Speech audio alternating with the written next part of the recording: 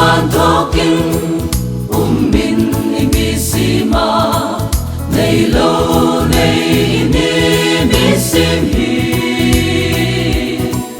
hi mal som na tamta mi vur pel hi patin ring kan nei lei che ani mal som na mi trôi pe ani lalpa na chao ni lovin nuya khom mun le ram hai mi pe pe hi imangai nazar chawani lalpa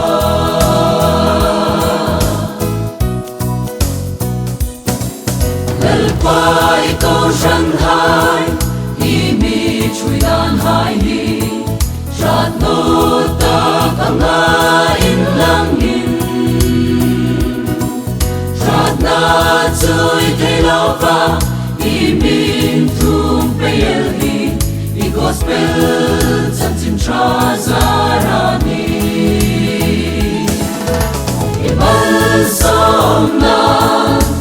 mi chui pe ani lalpa na chao ni lovin nuya khom mun le ram hai mi pe pe hi imangai nazar chawani lalpa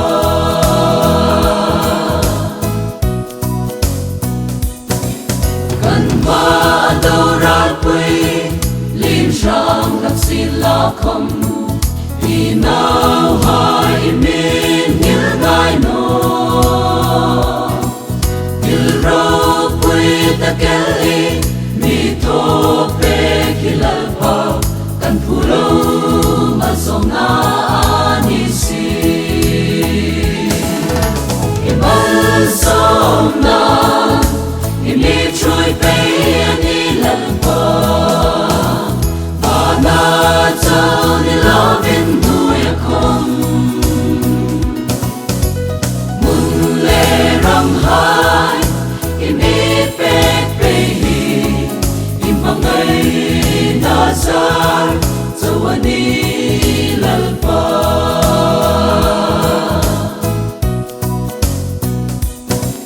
lalpa nei ta dik thil